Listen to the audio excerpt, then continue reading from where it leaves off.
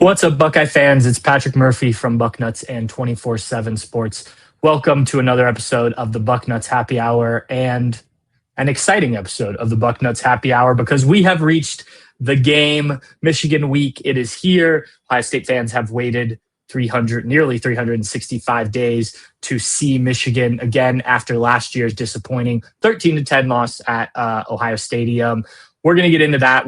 This show will be almost exclusively Michigan talk this week. But before we do, please remember, if you are watching this on YouTube, to please hit the thumbs up button, hit the bell for notifications so you get all of our video content, be it our podcasts or any videos, interviews we do, all of that good stuff. And if you're listening to this on your podcast platform of choice, please leave comments, 5-star review. All of that is very helpful to us. So Michigan, you know how it's gone the last 4 years under Ryan Day. You know what the Buckeyes have at stake in this game. We'll talk about the Buckeye side of it here in a little bit, but to get things rolling, we're going to take a look behind the curtain a little bit at Michigan and bring in Alejandro Zuniga of the Michigan Insider, 247 Sports Michigan website. Alejandro, how you doing? I thought I was here to talk about Costa Rica's failure to qualify for the World Cup. Was not prepared to talk Michigan. I'm doing great. Happy Thanksgiving to you. Thank you. You too. I'm excited to do this. I always enjoy doing this with you. And look, there's nothing better than talking Ohio State, Michigan this time of year. I know both teams have sort of had one eye on this game these last few weeks. From the Michigan side, I've seen some of your coverage of this week, but what is the overall thinking in Ann Arbor about this game? Obviously, having won 4 in a row, still potential for a Big Ten championship game, still potential for the college football playoff. How is everyone inside the building there viewing this game this weekend? I mean, it's a playoff game for Michigan. Michigan's very much been in must-win mode since losing to USC back in October. You got to win to make the college football playoff. Everything's on the line in this game. It's different than last year when Michigan really was just playing spoiler. Like in this case, Michigan has a chance to go compete for a national championship if it beats Ohio State. I think from a fan perspective, there's the thought that maybe Michigan has a little bit of a mental edge given what's happened the last 4 years. This is very much a transition season. Like this isn't a year that I think Michigan fans came into the season thinking they're going to win a national championship or compete for a national championship. Listen, Michigan's starting 3 redshirt freshmen on the offensive line, a true freshman at quarterback, a true freshman at wide receiver. The expectation was make a bowl game, obviously, hopefully compete for a college football playoff berth into the last week of the regular season and build toward 2026 and 2027 when maybe that championship window opens again. Michigan's gotten to that point, and there haven't been necessarily the marquee wins this year because the schedule hasn't been a particularly tough one, but Michigan's gotten itself to the point where they can be winning in against Ohio State, and they've won 4 in a row in the rivalry. They're getting them at home. The weather might not be fantastic. Like everything seems to be rounding into form for what could be a very special Saturday, but certainly one where a lot's at stake for both programs, and that's what makes a game like this really special. Before we break down sort of the Michigan team, you touched on kind of this is a transition year, but they also are now on the precipice of competing for a national championship. Let's just say Michigan wins this game and is in the college football playoff. What is your confidence in this team to be able to win a couple games and really make a run at winning a national championship in, as you said, a year that was not the expectation coming in? Not a ton, quite honestly. Okay. I think it's one of those, it's like in basketball, right? Where it's like you reach the Sweet 16 and that's a good year sort of thing. Like you make the second weekend and that's seen as a success. I feel like that's that sort of year for Michigan. Like, again, it's a true freshman at quarterback. And the Michigan offense has taken, a dramatic leap from where it was one of the worst in the country last year to, now I think it's top 40 in terms of, total offense yards per game type thing. Like steps have been taken forward. So you've seen the progress if you're Michigan that you've wanted to see year over year.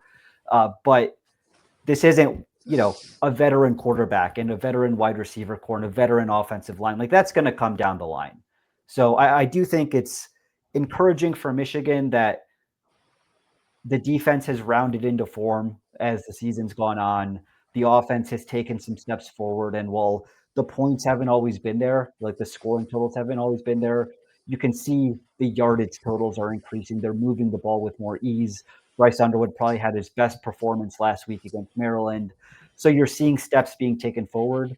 But I don't see this as a true national championship contending team quite yet. I mean, beat Ohio State, one Saturday in Ann Arbor, sure, but go out and win 3 games against college football playoff competition, probably on the road or neutral sites to win a national championship, probably not. But listen, if they beat Ohio State and make the college football playoff, regardless of what they do in that opening round, the season's been a success. Yeah. And look, I guess you never know, right? And you'd like to have the opportunity rather than not. You mentioned Bryce Underwood there. Where has he grown the most? What have you seen from him as a quarterback? You said he had his best game probably against Maryland. What has happened that has changed from week 1 to now for him? He's a true freshman quarterback. He was 17 until a couple weeks before the season started. Michigan didn't necessarily want to hand him the reins to the offense right away. That's why they brought in a couple guys from the transfer portal. It just so happened that the one who they brought in early enough to be a competitor to him was hurt throughout spring and then summer and then into fall. So they had to hand him, Bryce Underwood, the reins to the offense maybe earlier and more fully than they originally anticipated. So you've seen the growth. It hasn't always been linear, but I think they're doing more with him now than they were able to at the beginning of the year. Against Northwestern a couple weeks ago, you saw the RPO game kind of being fully utilized in ways that Michigan hasn't done very much, either earlier this year or even with JJ McCarthy, right? So the RPO game has become a bigger staple of Michigan's offense, and that's helped, Bryce Underwood get comfortable making easy reads, picking up some cheap yards, if you will. They've also utilized him more as a runner. Sharon Moore was very adamant earlier this year that you can't run your quarterback unless you have 2. Michigan doesn't have 2, but then they also realized they have one who is 6'5", 240 pounds, and can take a few hits and be okay. So I think that's been part of it as well. And then you've also seen the development of other weapons around him. Andrew Marsh is a true freshman wide receiver who has really come on this back half of the year. He's someone who was not starting when the year began, but has become Michigan's most dangerous offensive weapon, certainly pass-catching weapon these last few games. And I think that full combination has made Bryce Underwood look better. He's got a very strong connection with Andrew Marsh. Both of them are true freshmen. Both of them came in at the same time. They've been working together for a long time. You've got a better RPO game. You've got an offensive coordinator and a head coach who are more comfortable running him and using his legs as a weapon. And all of that combines to give you what the last couple of weeks have been, which have been, listen, a guy who's still making some freshman mistakes, but when you need him to lead a game-winning drive on the road against Northwestern, was able to do that, and then was able to play an efficient and pretty mistake-free game against Maryland to win comfortably on the road. You brought up Andrew Marsh. He's a guy who has caught my eye when I've watched Michigan sort of as the season has gone on. I didn't even realize he was a true freshman until 3 or 4 weeks ago on one of the broadcasts they mentioned. And I was like, wait, what? So yeah, impressive. We were actually Dave Biddle and I were doing our podcast this morning, our live show, and Devin Sanchez, Ohio State's freshman cornerback's mother, was on there, and they grew up not far from each other. So she said there's been some back and forth between the families this week. No love lost there, but just for this week, which I think is a fun dynamic to add to this rivalry. What has made him special this season? And obviously, he's not the only receiver. Donovan McCulley is a guy that Buckeye fans are aware of. How has this receiving game come on as Marsh has become a bigger part of it? Yeah, I mean, it's certainly better than it was last year, and that's in large part because of the quarterback play as well, offensive line play. All of that has been a factor. But Andrew Marsh, I mean, listen, Michigan really struggled with drops throughout the better part of the year. Andrew Marsh is someone, I don't think he has a drop this season. I think PFF might credit him for one, but that was more he wasn't looking at the ball because he didn't realize the ball would be thrown to him. Yeah, I think that was the first week of the season. He was a true freshman. Like that sort of thing happened. So I think number one is when the ball's thrown to him, he's catching it. And that's something that you couldn't say about Michigan's other receivers for a better part of this year. It's also simply like at this point, he's learning where to line up. Like he's learning the basics, right? And that's what, when you're a true freshman, particularly at wide receiver, it's those little details that really matter. Learning, exactly where to line up, learning exactly how deep your route has to be, like all those little things that need to be done right to make sure a passing game is effective and efficient. Like those are the things he picked up throughout the year. There was never a question about his talent as a pass catcher. That's something that was apparent from day one. It just took the refining and kind of learning the playbook type thing for him to step in. But he's been a revelation and a necessary one because, slot weapon Samaj Morgan has had a rough season this year. Donovan McCulley, you mentioned, he's a transfer from Indiana, redshirted last year at Indiana, but he comes in, he gets the number one jersey. He's kind of seen as the go-to threat. He certainly made a few plays this year, but I don't think that, especially that deep threat connection with Bryce Underwood, has been there to the level that they hoped for or maybe expected at the beginning of the year. It really has been the Andrew Marsh show. So I think if you're looking from an Ohio State perspective at top pass catching weapons, you're looking at Andrew Marsh, number one, Donovan McCulley, and then beyond that, not a whole lot from a receiver perspective, but that's when you start looking at, tight ends, Marlon Klein, Zach Marshall from Carlsbad, California, Julian Sayans, former high school teammate, and some of those other tight end weapons that Michigan might utilize and has utilized in the past against Ohio State and others. It is funny, like this rivalry used to be pretty regionalized in terms of where the players came from. And now you've got two guys, one on either side, that were teammates in Carlsbad, California. Not, I don't think a hotbed recruiting spot for either team, but has worked out for both. The running game is obviously, you and I were talking about it when I did your show. Ryan Day has talked about it before, though he did not this week, about the team that wins the rushing battle wins this game. I know Michigan is banged up at that position. Sort of where are the running backs? Who should Buckeye fans expect to see on Saturday? Yeah, you should expect to see Jordan Marshall. Jordan Marshall, obviously an Ohio kid. Had some comments this week. He did. He absolutely did. He's a very confident kid. Yes, he enjoy is. talking to him, but certainly explained in good detail, more detail maybe than was necessary, why he chose Michigan over Ohio State from a recruiting standpoint. He was banged up a couple weeks ago against Northwestern. He suffered a shoulder injury that kept him out last week against Maryland. Sounds like it wasn't a structural issue. Sounds like he could have gone. I mean, he certainly traveled to Maryland, dressed for Maryland, didn't play, but could have gone last week. All indications from the program are that he's good to go, 100%, no concerns there. Of course, they're going to say that. It's one thing to say it, and it's another thing to take a few hits in some cold weather and see how that shoulder feels. So that's who Michigan intends to lean on for its ground game. He's very much a built for November type running back, where he's not necessarily your breakaway speed guy. Or your juke a defender guy. He's I'm going to lower my shoulder and run you over type guy who. That certainly works when the weather gets cold, but we'll see how that works when your shoulder maybe isn't feeling fantastic. If not him, the top running back this year, Justice Haynes, an Alabama transfer, he's been out for the last few weeks after suffering a ankle or foot injury, a lower body injury, we'll call it, as hockey NHLs want to do. He will be out. He's probably out for the year, barring push from Michigan late into the college football playoff. So the other guy you might see is the third string running back, Bryson Kudstall, who had 100 yards against Maryland last week. He's a former walk-on who's worked his way into scholarship. I mean, I guess everyone's on scholarship these days, but a former walk-on nonetheless, someone who's an in-state kid, was recruited a bit by Michigan and Michigan State, grew up a Michigan State fan, but didn't have Power 4 offers.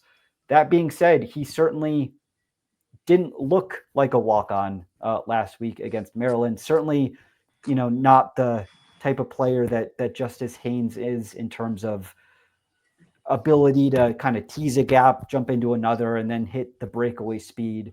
But someone that Michigan certainly can and probably will rely on to some extent.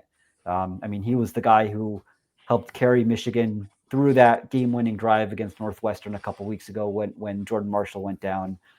So expect to see him for at least a handful of carries, and then potentially more if Jordan Marshall's shoulder isn't as healthy as he says it is. From a Michigan perspective, I mean, the Justice Haynes injury really is a setback. I mean, both him and Marshall over 850 rushing yards, both have 10 touchdowns. Like, you extrapolate that out, both healthy, that's a scary group, isn't it? So unfortunate for that side of things.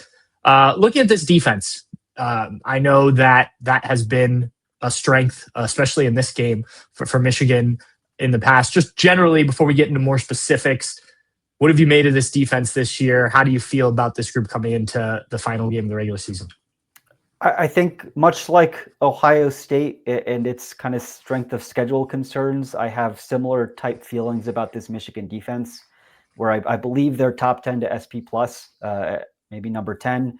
But I also don't feel like they've faced offenses like Ohio State's necessarily. They were embarrassed thoroughly by USC in October.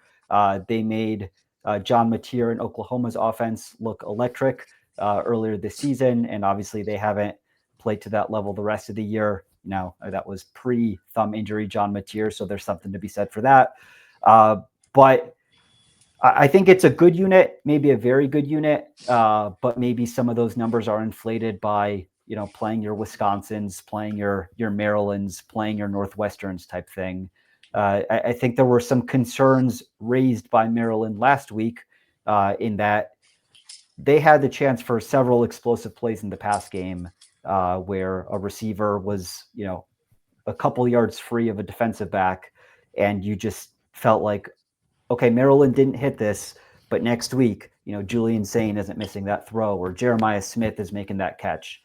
So certainly some concerns. Again, a very good unit, but maybe not the elite unit that some of the advanced numbers would say, just given the level of opposition so far. I know the last couple of years, at least, the strength of Michigan's defense has been on that interior of the defensive line. I think Ohio State saw that firsthand last year. I'm not sure why they didn't see it on tape before the game, but where would you point to that now? What is the biggest strength on that side of the ball? I'd say probably the linebacker room, both like defensive end linebackers and your typical inside linebackers. Now there's a bit of a caveat there in that captain starting linebacker Ernest Hausman missed the last game for undisclosed reasons. May have been injury related, may have been personal reasons. That's his availability for this week remains an open question. But what I'd say is Michigan no longer has the two best defensive tackles in college football, right? Mason Graham, Kenneth Grant are both in the NFL. Michigan no longer generates interior pass rush like they did last year. That means that when they are generating pass rush, it is either via blitzing or it's via their defensive ends. They're outside linebackers, who I would characterize as a strength of this defense. That would be Derek Moore on one side and Jayshawn Barham on the other. Jayshawn Barham was an inside linebacker who was moved to that edge room midseason this year. He is an athletic freak who can certainly rush the passer. I think he still struggles somewhat in sort of the fundamentals of the position, given that he's new to it. Like, teams will run at him and know that he's not very good yet at setting an edge. And so that's something he absolutely needs to work on and could be tested strongly by Ohio State this weekend. Inside linebackers, I mentioned Ernest Hausman, the green dot. Jimmy Rolder and Cole Sullivan are the other two guys to know there. Jimmy Rolder is a veteran. He's been with the team for, I believe, this is his fourth year. He's a fourth-year senior. He's very much a kind of Big Ten traditional hard-nosed linebacker where maybe not the most athletic, but you point him in a direction and he will find his way to the ball and hit the guy he's supposed to hit. Cole Sullivan, a younger player. He's a true sophomore, I believe. I don't believe he redshirted last year. He's going to be a stud. Like, he is an athletic freak, kind of like Jayshon Barham, but he's younger and he's been thrust into a bigger role than maybe people expected this year. So it's with him, it's more the instincts and the knowing of the defense that come with experience that he doesn't quite have yet. When you talk to people in the building, talk to people around Ann Arbor, fans, whatever it may be, what do you sense is the vibe for this? Obviously coming off of 4 straight wins in this rivalry, but you mentioned there's a lot on the line in this game. Just how are people feeling as Ohio State would stay in the state up north? I think there's excitement overall. Listen, when you win 4 straight in the rivalry, it sort of feels like you're going to live forever, right? I'm sure Ohio State fans felt that way, after 2019 of like, you just keep winning and you keep finding a way, even when the cards aren't necessarily there. I think for Michigan fans, the last year has been a real unexpected treat because you don't ask anyone on the Michigan side, maybe they'll lie to you now, but I don't think anyone expected them to go into Columbus and win with the offense that Michigan had last year. And quite honestly, the entire team that Ohio State had last year. So when you think about what Michigan brought to the table last year and was able to win with, well, they've got a much better team this year, right? Michigan does. Like the offense is an above average offense. They have a solid, reliable passing attack and weapons on the outside and a running game that remains as consistent and as potent as ever for Michigan, and a defense that, while it maybe lacks some of the top end talent, has performed well this year. So I think there's excitement that, listen, if you're getting Ohio State at home this year, maybe the weather's not going to be fantastic. They found ways to win each of the last 4 years. Like, maybe they can do it again. And again, this was very much seen as a bit of a transition year of you're building toward championship windows in 2026 and 2027. So it's not like beating Ohio State would be icing on the cake, because beating Ohio State is very much one of the program's goals every year. But it is a massive opportunity that I think both within the program and outside the program and the fan base is seen as attainable this year. Maybe not likely, but certainly attainable, and everything to play for. That's what you want as a program and as a fan. All right, Alejandro, thank you for taking time. It's a crazy busy week with Thanksgiving thrown into the biggest week of the year. So I appreciate it. You and I can talk more about Costa Rica when I get up to Ann Arbor on Saturday. I'm sorry for that. I'm sorry we didn't have time to talk about that today, but we'll have plenty of time pregame, I imagine. Patrick, thank you. Safe travels, and looking forward to seeing you up in Ann Arbor in a couple days. All right, sounds good. Thanks again to Alejandro Zuniga for joining us on the Bucknuts Happy Hour to give us some insight on the Wolverines. If you are interested in hearing about, reading about how Michigan is preparing for this game, go over and check those guys out. They do a great job over as a part of our 24/7 sports network. It's a great perk. And if you're interested, we are currently running a 75% off promotion to become a 24/7 Sports VIP member. If you go to Bucknuts or I think any of the 24/7 Sports sites, you can you should see a thing on the front page about that. And it's a great time to join. Obviously, the Michigan game, potentially a Big Ten championship game next week. The College Football Playoff beyond that. We've got signing day or the early signing period coming up. The transfer portal is going to open at some point. So great time to join up. Check out over there to become one of our members, and it gets you access to all of the 24/7 Sports sites in our network, which is a great perk. So now that we've heard a bit more about the Michigan side of things from Alejandro, I want to get into sort of my keys to this game from a Buckeye perspective. Some of these may be obvious, but I think it's worth kind of going through how the Buckeyes go about winning this game. And the first one, and I think this is really the most important, and none of the other ones matter if Ohio State doesn't do this. It starts with Ryan Day and the way he approaches this game. And the Buckeyes will need to be the Buckeyes. I think last year was the most stark example of Ryan Day and his coaching staff overthinking this game and trying to, and I've said it before, I think it goes back to that first loss in 2021. One of the former Michigan, I'm not sure if he's still on the staff, Michigan staff members went on I think it was a podcast, talked about how Ohio State wasn't tough enough. And I think Ryan Day has felt the need to try and prove his toughness, his team's toughness in games since then. It's not just the Michigan game. You think about Lou Holtz and calling him out because he said Ohio State wasn't a tough team. I think Ryan Day has now recognized after last year's loss, the meeting with the players where they sort of called him out on why were you calling the game this way? Like, some of this doesn't make sense. Why are we running the ball when we have the best receivers in the country and Michigan's best cornerback is out? Like, all of that.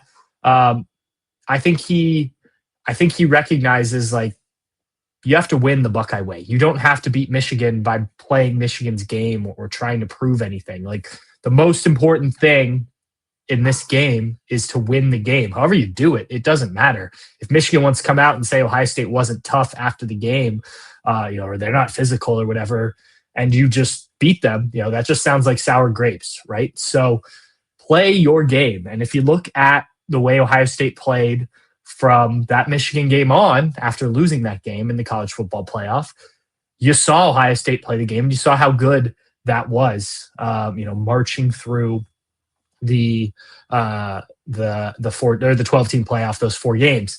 And that success, I think, is a big contributing factor into this game. And from a Buckeye perspective, you hope it is the reason Ohio State wins is because Ryan Day has recognized, look, we just go, we play, we do what got us there, right? We play really good defense, which the Buckeyes did that last year. But we throw the ball, assuming the receivers are out there. But even if they're not, you've got to use your passing attack. You're not a run-first team. You got to get that going against Michigan. You got to contribute the running game and all that. And I wrote about this. You can read it on Bucknuts. I wrote a story about the Buckeyes have kept this same routine, which I think is important. I'll get to that in a second. But I also think that they, just this change in mentality of Ryan Day is there and important for this game.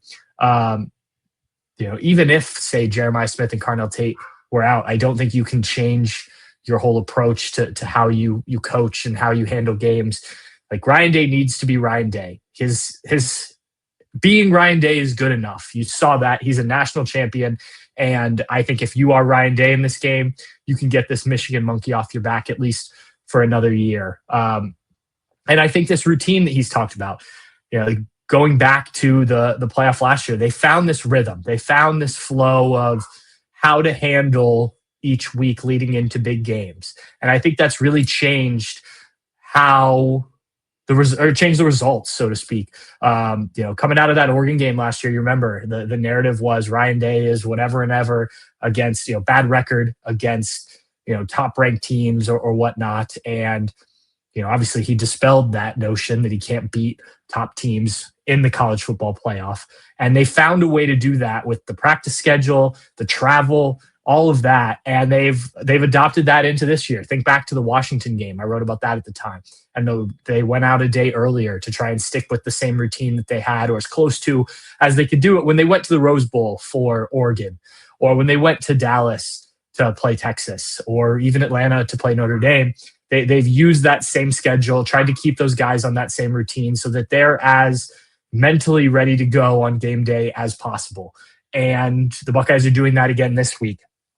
It may seem small, but the the media schedule. Usually in the past under Jim Tressel and early under Urban Meyer, we did all of our media on Mondays. That was the head coach talking and then players available out on the indoor field.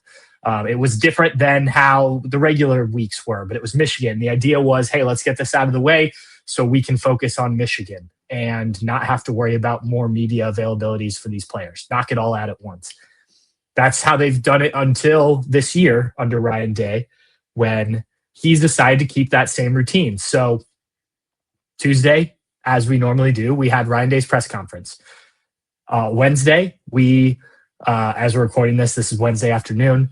Wednesday, earlier afternoon, he had his radio show, which is usually on Thursdays, but obviously Thanksgiving. So he kept that the same, more or less. And then Wednesday night, later on today, as I'm recording this, we'll have the Ryan Day Lightning Round and the player interviews on the indoor facility, which is something that's I don't think ever happened, at least in my memory of the Michigan game. At least coverage-wise, when I've been paying attention to that, I don't think they've ever done players on a separate day like this. So he wants these guys to stay in the same routine because every week this routine has worked for Ohio State. And they've been able to go out and handle their opponents regardless of who the opponent is. And that's not to take away from Michigan. That's not to say that Michigan is the same as every other opponent or anything like that. It's just because it's worked so well. And because, frankly, let's be honest, what Ryan Day has done in the past, what this staff has done in the past has not worked. He's changing it to something that has been working. And we'll see. I mean, all that matters is winning on Saturday, right? But, I think that recognition of, hey, we need to do something different and we found something that works. Not to say that this game is like those others, but let's stick with our routine. And I think that at least has the potential to be, successful given what the Buckeyes have done this year. Beyond that, once you get to the game, I think the biggest thing for me will be the biggest thing is the coaching and coaching the game the right way. But once players are on the field, this defense and how they handle Bryce Underwood, there's been talk going back a few weeks that Michigan's been saving some stuff in the passing game that Bryce Underwood can do for this game. That may be the case. I don't know. But I think that you have to be ready for Bryce Underwood to be a better thrower than he's been. Just why not prepare for him to be more efficient, and better. And then the dual threat nature. I talked about this when I was on with Alejandro. The dual threat nature of Bryce Underwood. The Buckeyes have seen a couple of dual threat quarterbacks this year, guys that can move in the pocket, guys that want to get out of the pocket. They haven't seen a guy like Bryce Underwood, a guy that is as big as him, as physical as him. So not only do you have to be able to cage him in the pocket like they've done well against some of these other dual threat quarterbacks, but you have to be able to get him to the ground. And I think that's easier said than done with a guy that big. The nice thing is when he's on the move, he's not the best, at least from what I've seen, the throwing on the move. Often once he takes off, it's to run. Not always, but you still got to pay attention to the, if corner drops off his receiver and all of a sudden the receiver's wide open, Bryce Underwood sees it, that could be a big play. So I think handling him is going to be key. Obviously, getting Jeremiah Smith and Carnell Tate back, if they can be anywhere close to 100%, would be huge. But you look at the passing game the last 2 weeks, it has been subpar. Now, I know the Buckeyes have a high standard when it comes to their passing attack, but the numbers have just been lower, and it's understandable, right? Julian saying not having his top two weapons, it makes it more difficult, but you need to find something. We don't know why Mylan Graham didn't play until the second half last week. We don't know why Bryson Rogers were limited to, I think, 23 snaps. Those are guys you need in this game. If they were banged up, fine. But hopefully, if you're the Buckeyes, you've established chemistry with those guys, because even if Jeremiah Smith and Carnell Tate do start, what if something happens in the game? What if shoelace breaks on a crucial third down play? Something like that. Even if it's not an injury, they have to go out. One of them has to go out of the game. You need Mylan Graham or Bryson Rogers to be able to come in. You need Brandon Inniss to be, he's been a great captain. He's been a great leader. His numbers aren't what people expected. I don't think his numbers are what he expected. Like, this would be a great opportunity for someone like Brandon Inniss to step up and have, a big game, because if Jeremiah Smith and Carnell Tate are available, they are going to get extra coverage and things like that. And we thought all year that would make Brandon Inniss and Carnell Tate more, open, basically, and more available.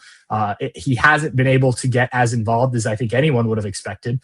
So now you have to. This is an opportunity. Max Clare, same thing. Max Clare came alive these last couple of weeks in terms of the passing game, with Ohio State undermanned a little bit. But be that same guy, and I know he's not in control of that. Julian Sayen's the one throwing the ball, but be open, be ready. Your number may be called here. And, as Alejandro mentioned, I think it may have been on his show that he mentioned that the tight ends have hurt Michigan in the past. USC specifically used them. And I think that's something that could be important. Like, this game, the stats don't matter. Whoever gets the stats, like, yeah, you can have a legacy game and do all that type of stuff. But I think what matters is the win. So who cares if it's Jeremiah Smith or if it's Brandon Inniss, if it's Carnell Tate or if it's Max Clare? It's just a win. It's just a win. So I think you need to be, everybody needs to be ready. And that then goes to the running game. And I think you need some of the running game. I don't expect big numbers. I think the numbers the last couple of weeks are inflated a little bit because of who you're playing and the defense. But I do think you built some confidence, right? I've talked about this a lot the last week and a half. You've built confidence. You are feeling better about the run game. I think that you're seeing guys break tackles. You're seeing guys do all this stuff. You need to get that at least going to some degree, and you need to hold on to the football. You can't have what happened for Bo Jackson last week against Rutgers. Ryan Day already mentioned that once this week. Like, that's obviously something they're stressing with him this week. It's something they've probably been stressing with him all year because he's had fumble issues, I use air quotes, since his first game, when he tried to reach for the ball against Grambling, or reach for the pylon against Grambling, and fumbled the ball out of bounds. It didn't hurt Ohio State. Last week's ultimately didn't hurt Ohio State either. This is a game where it could hurt Ohio State. Like, he has to hold on to the ball. Isaiah West has to hold on to the ball. Those guys need to be at their best. And freshmen in the game have had opportunities. I'm hoping, we'll see about timing with Thanksgiving, but I'm hoping you're right about some of the freshmen in the game that have made an impact, because there's an opportunity for a few of them. I mean, technically even Julian Sayen, a redshirt freshman. But if Bo Jackson if you can get close to 100 yards on the ground with Bo Jackson, I think you're feeling pretty good about things, especially if he doesn't turn the ball over. And then I think when you're looking at Ohio State's defense, I talked about already the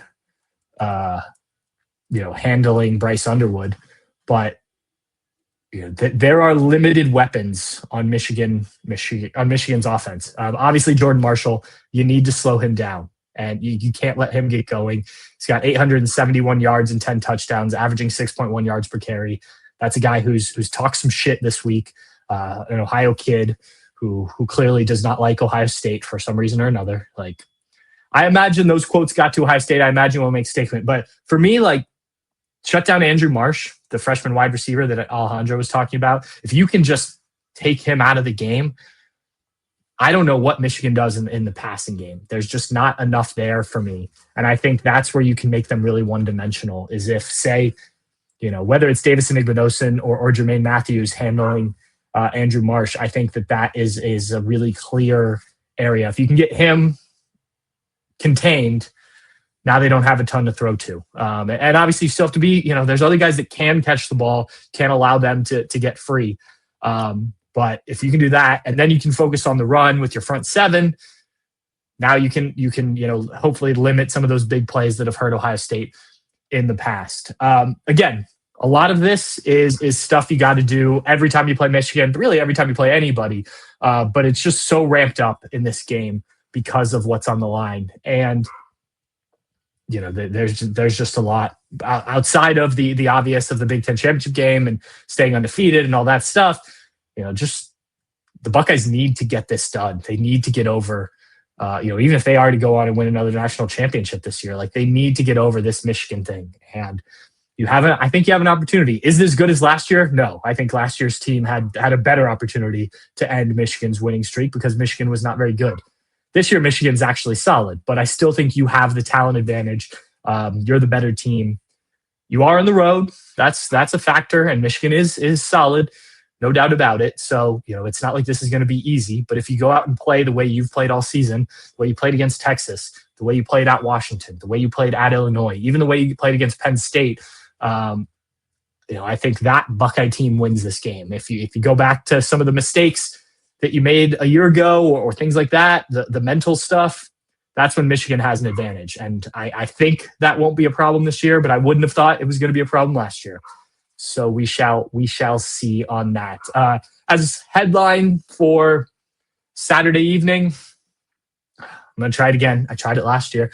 Ohio State ends Michigan losing streak to Michigan. Ryan Day gets monkey off back. I think this is the opportunity for Ryan Day to really establish himself. Like that's the one thing hanging over him. He's won the Big Ten. He may win the Big Ten again this year. He's won a national championship. He's one of the best coaches in the country. No one's doubting that anymore. There's no big game issues with him. It's this game. And even though you're just 2-4, get to 2-4, and you worry about getting a 3-4 next year and evening, all that. This is the thing that just people can still hold over you, hold over your program, hold over your coaches, hold over your players. Another senior class that goes out, they want to go out in winning this game. So get it done. Get it done. It doesn't matter how you do it. Just get it done. Get it done. It's a much more enjoyable drive back for us when we're writing about an Ohio State win than we're trying to figure out what the hell went wrong again. And so let's have that happen. Let's have that happen. All right, going to wrap it up. Thank you all for tuning in to another Bucknuts Happy Hour. I hope you all have a great Thanksgiving, and I hope you all enjoy the game on Saturday. You wait all year for this, and it goes by quick once you get there. Thanks again to Alejandro Zuniga. Again, check out their work over on the Michigan Insider if you want to read sort of the other perspective. I will have a written piece with him for Bucknuts subscribers later this week, so you can check that out too. We'll do some different kind of questions in that. And again, if you aren't a Bucknuts or 24/7 Sports subscriber, now's a great time. There's a 75% promo going on. Take advantage of that because there's a lot of good stuff coming and you want all your inside Ohio State information in one place. If you're watching this on YouTube, please make sure you hit that thumbs up button and turn on notifications with the bell so that you get all of our videos, podcasts, interviews, everything. We'll have more tonight. And if you're listening to this on your podcast platform of choice, please leave us a 5-star review and leave some comments. Always good to hear from you. We appreciate it, guys.